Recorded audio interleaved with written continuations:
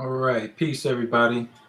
Dr. Ali is in the building, and I'm here to talk about the talk that is in the boxing world that everybody is chiming in on, and that is Terence Crawford and Errol Spence, the ultimate fight.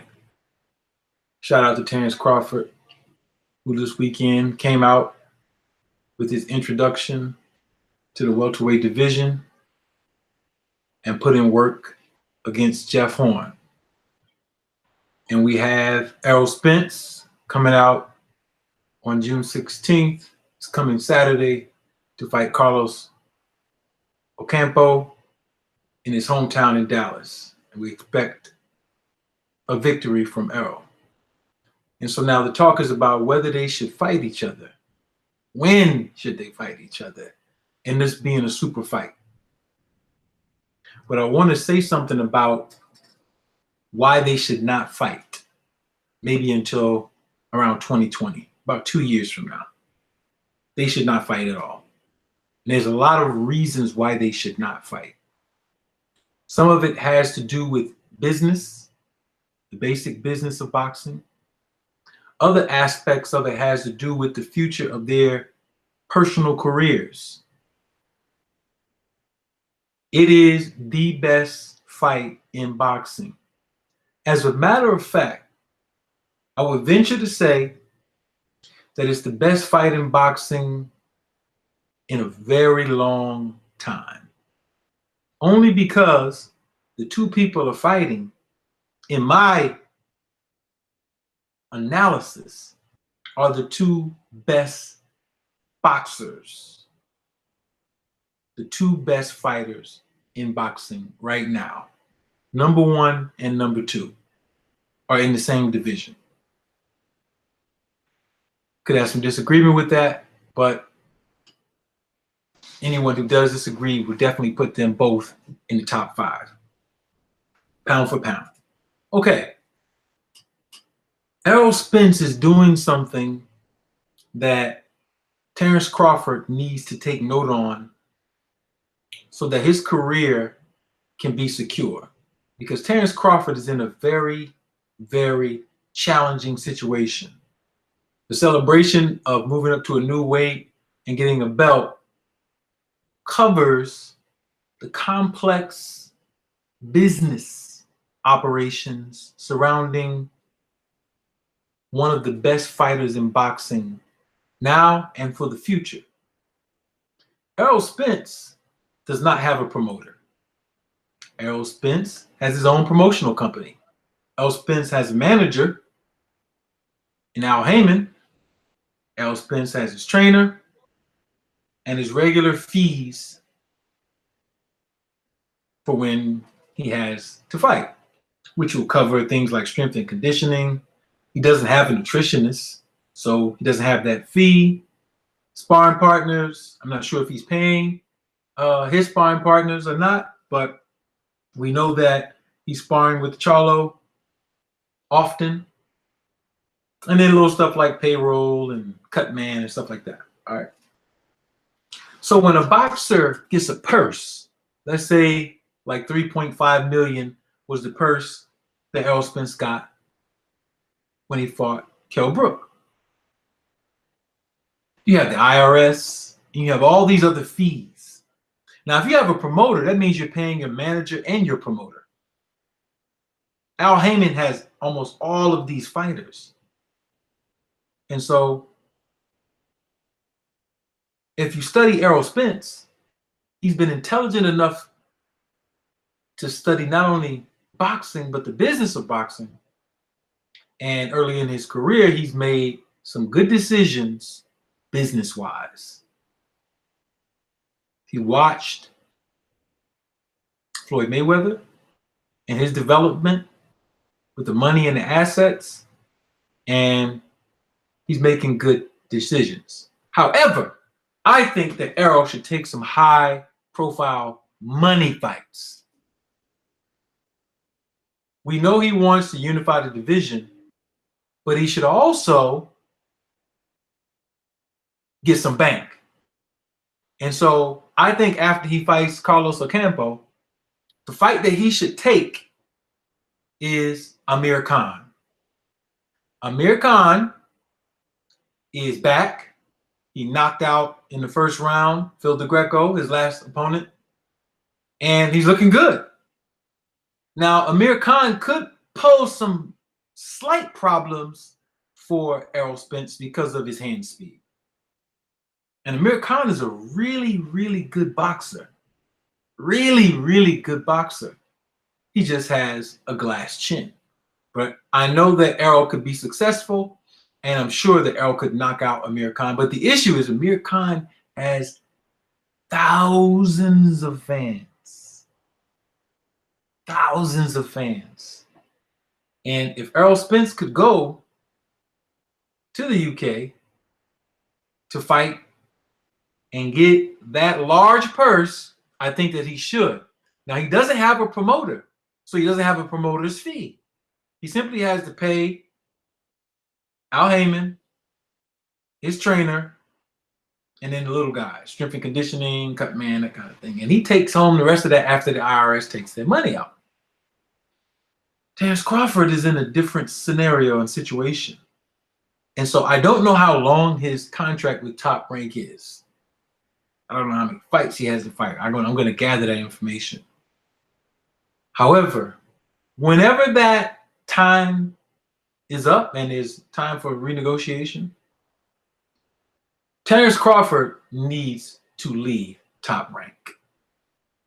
And I'm going to show you why he needs to leave Top Rank. Top Rank, business-wise, is very dirty. Manny Pacquiao can tell you that. Floyd Mayweather can tell you that. And a whole bunch of other fighters can tell you that. Even other promotional companies, including the prior promotional company for Terence Crawford, can tell you that. All right? And so when we look at purses, let's say like Manny Pacquiao versus Floyd Mayweather, pay-per-view is accounting for almost 70% of the money. Then you had tickets at about 17%. You had international broadcasts at about 8 or 9%. And then, insignificant things like closed circuit broadcasts and other things. But Floyd Mayweather took home $180 million. And out of that $180 million, he only owed Al Heyman 20% of that money. All right. So that's $36 million. All right. So 180 minus 36 million takes him down to $144 million. He pays his trainer, which is his family. All right. Whatever he pays them, 10% or less. All right. So Roger might have made 14 million or less. And then he has his cut man and strength and conditioner, but he has his own promotion company. So he didn't have to pay a promoter. So you're talking about him taking home over $140 million for 12 rounds. Pacquiao made about $120 million in that fight. All right. But Pacquiao has an issue. Had an issue, not anymore. Top Rank. I don't know how much money Manny Pacquiao took home. But we know there's a major issue because as soon as the fight was over with Jeff Horn, complaints about the money, about Bob Arum, not talking to his trainer anymore. This is the story of Mike Tyson and Don King and so many other fighters. You have these brilliant young men who don't have the business savvy. And so Errol Spence is doing a great job on the business side. They should not fight. And I presume they should not fight until after Terence Crawford gets off of his contract with Top Rank, which I don't know how long it is, but I'm going to get that data so we'll know. And so when we look at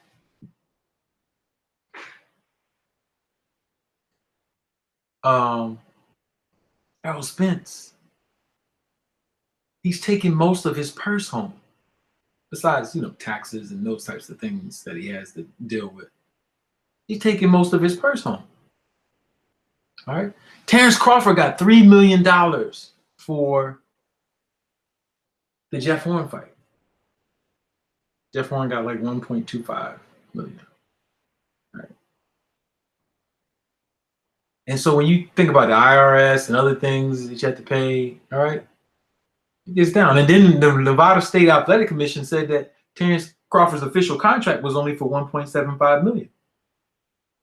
All right. But his guarantee from Top Rank was 3 million. All right.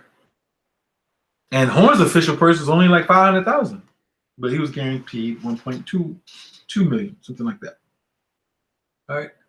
So we need to look at Top Rank because I'm going to share something with you about Top Rank. This is an article. It's on the ESPN's website, and it's by Dan Raphael, who's an ESPN senior writer. And Terrence Crawford's former promoter filed a suit against Top Rank in September of 2017, saying that they were owed a whole bunch of money because of contracts that Top Rank had not paid out and refused to pay out. I haven't seen an update on this article, so I can't speak on it. All right, and it's 2018 now, and I should have seen something, so they might be still in litigation. But the issue is Top Rank is not paying the former promoter of Terrence Crawford the monies that they owe. So what could they do to my man? Promoters can ruin fighters. Mike Tyson was ruined by a promoter. Mayweather was saved by doing his own promotion. Errol Spence is in the best position of any fighter that exists on the planet who's fighting professional boxing. Better than Lomachenko, who's also Top Rank. All right. Better than all the other fighters. And so we need to look at the business of this fight. And then the second thing we need to look at is racism in boxing. Like in all sports. All right. These two should not fight each other because of that issue. All right. In the same way that other fighters in other weight camps should not fight, because what's happening is, and I have to say this, even though it might not be liked, you always have this great white hope in athletics. They're doing it to Vasily Lomachenko, who is an excellent fighter, and it's not his fault. It's about money, and then it's about a psychology. All right? This is one of the reasons why Triple G is not fighting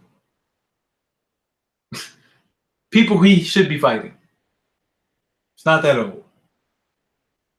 They want all the young black gladiators to knock each other down and then save them after they get worn and torn, and then throw somebody in the mix. That's a long, extensive subject, and I can cover it in detail with facts, figures, and history, not with speculation. And it's known in boxing. The black fighters know about that. So these two should not fight each other, possibly to around 2020, maybe even 2021, a little later. Not as long as Pacquiao and Mayweather waited, but at a time where they have their own promotional companies and the younger fighters learn the game, and they can take home wealth to their families, because these are brutal sports. I was an athlete. Sports are brutal, all the way to the college, up to the college level, playing football. And sports are brutal. So once you get into the professional lane, you want to make enough money to secure yourself. And you want to have a good business platform to operate the boxing. So when we come on Boxing Science Experts, we're not just talking about techniques. We're not just talking about ways to win and ways to beat certain fighters, the skill set, which we're going to increase our analytical reviews on these. But we talk about the business of boxing too, because it's a major part. And that is all for today. We are signing off. Peace.